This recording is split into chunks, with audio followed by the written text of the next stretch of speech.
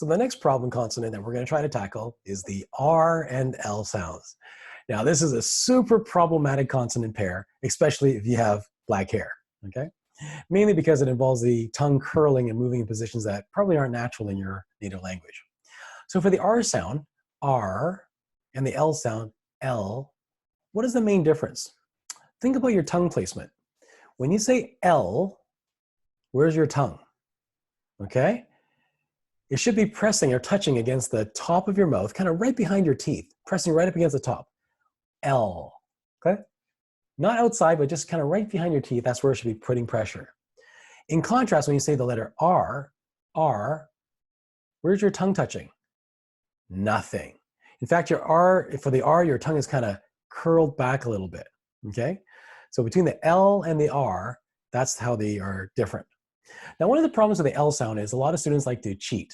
I explained this in the last video series in Leap 7, but when I was teaching in China, a lot of students, they had their names as Apple, A-P-P-L-E.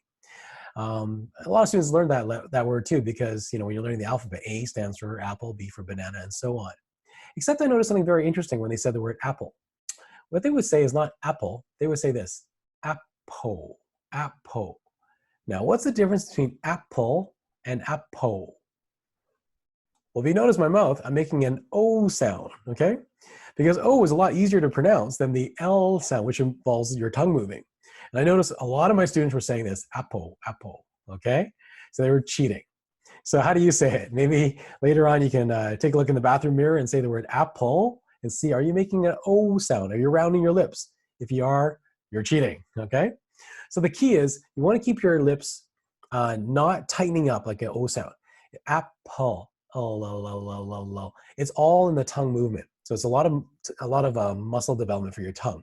And you just got to press up right against the top. In fact, one of the activities you can practice is just the simple la, la, la, la, la.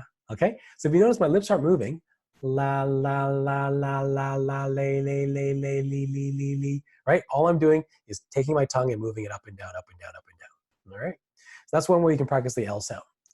The R sound is a little bit trickier. You just got to pull your tongue back, okay? R, R, R. Just want to really pull it back as far as you can. Now, I was trying to research ways to help my students pronounce these two sounds because they're very problematic.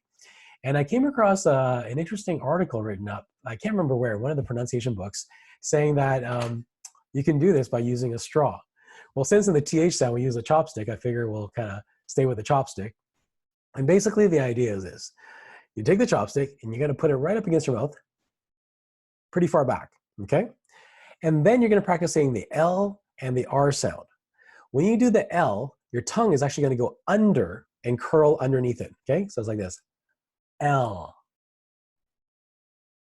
I don't know if you can see, but my tongue is going underneath the chopstick and then pressing up against behind my teeth, okay? L, L. In contrast, when I do the R sound, my tongue is going to pull back and it's actually going to be a little bit over the chopstick. So my L, I'm going underneath and pressing up against the top. The R, I'm going to pull it back and curl it so it's a little bit above. Okay, let's see if you can see this. L, R, R. So I don't know if you can see it, but my tongue is certainly not underneath. It's kind of pulled back and a little bit above. All right, so give it a try, see if it helps. But you can just get a chopstick or something and practice saying L, R, L, R, L, R, L, R, and get used to your tongue kind of moving above and below, okay? So give that a try, tell me if it works, but hopefully you find that a little bit helpful. So let's go and take a look at some minimal pairs where we can put the L and the R sounds together into words. So once again, we're gonna do some minimal pairs. We're gonna look at the word with the, on the left with the L sound and then compare it with the similar word with the R sound. So on the left side, we have press your tongue up, light. Okay, let's try it. L, light. Okay, light. And then in contrast, we have pull your tongue back, right. Okay, again, L, light, and then right. Okay. On the next line, we have L, lane, lane. In contrast, rain, rain. Okay, next line, lock, lock. In contrast with the R, rock, rock. Now we have the L and the R in the middle of the word. Collect, collect. And on the right, correct, correct. Now we have the L at the final position. Feel, feel. And again, make sure you're not cheating. Don't say feel, no O sound, okay? Feel. Then on the right, fear, fear. And you're pulling your tongue back. Okay, the next one, fall, fall. And the R, far, far. Pull it back. Final words, fail, fail. And with the R, fair, fair. All right. So again, with minimal pairs, one great activity is to do some listening discrimination to see if you can listen and hear the difference between the two sounds. So let's do that right now. I'll read you a word. You tell me if it's the L or the R. Okay. So the first one is light, light, light. That was the L sound, so it was the L. Next word, lane, lane. Okay, la, there's an L sound again, lane. Next one, lock, lock. Okay, that was L again, lock. The contrast would have been lock and rock, rock. Okay, next word, correct, correct, R sound, okay? Next word, fear, fear. Okay, that was the R sound. Next one, fall, fall, that was the L. And the final one, fail, fail, there's the L sound, okay? In contrast, it would have been fair, fair. All right? So once you pause the video, give yourself a little bit of practice comparing the two sounds. So for both the M and N sounds, the air is coming out of a little different position. Let's try that word together. First, let's do M. M, M. Now, first thing you notice is my lips are closed. M. So where is the air coming out then? Certainly not out of my mouth. M. It's actually coming out of my nose, okay? So when you say the M sound, your lips are closed and the air is coming out of your nose. Similarly, for the N sound, N, N. My lips aren't closed, but I'm pushing my tongue up against the back of my teeth, kind of where, close to where the L sound would have been, but now the air is coming out of my nose as well. So the key to the M and N sound is one is closed, one is not, okay? And also for both these consonants, the air is coming out of your nose, okay? This is very important when you distinguish the N sound from another sound such as the NG, ing, that's coming out of the back of your throat, all right? So how do you know if the air is coming out of your nose?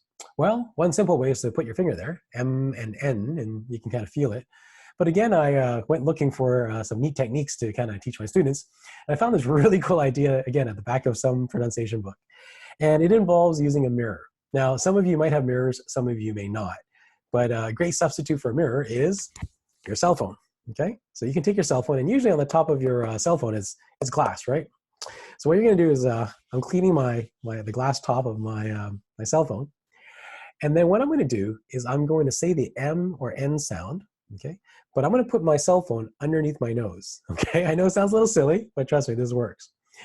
When I say the M or N sound, because the air is gonna come out of my nose and the air is warm, you should be able to see a little mark on your cell phone screen, okay? Let me demonstrate.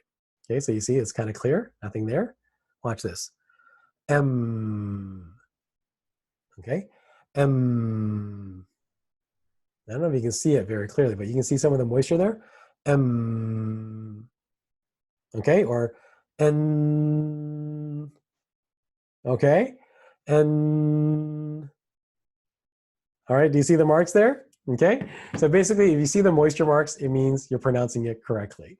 All right, so give that a try if you feel daring. Grab your cell phone and try the M and the N sound, okay, and see if you're getting the air coming out. So once again, here's some words that you can practice that distinguishes between the M and the N sound, okay? For example, the first word here we have is one, okay? We have invent, invent. We have learning, learning. And then 9, 9. Next, 99, 99. Content, content. And many, many. All right. Another great one you can use to make sure you're pronouncing the N properly is to contrast the N sound with the ing sound, which is kind of coming out of the back of your throat. Ing. The back of your tongue is what's pressing up against the top, not the front anymore, but the back of your tongue. So let's try some of these together. The first one is thin, thin. In contrast, thing, thing. So very similar, but again, the sound is coming from the back of your mouth. The next one, ran, ran. In contrast, rang, rang. Okay. Fan, fan. Fang, fang. Win, win. And wing, wing. Ban, ban. And bang, bang. Run, run.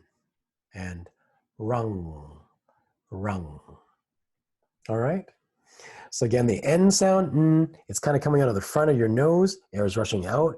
The ing sound is coming out of the back toward your throat. So why don't we pause it here? And again, you can review some of these problem sounds, read them slowly and carefully. And for these kind of pairs, do one and then the other and make sure you can distinguish between the two.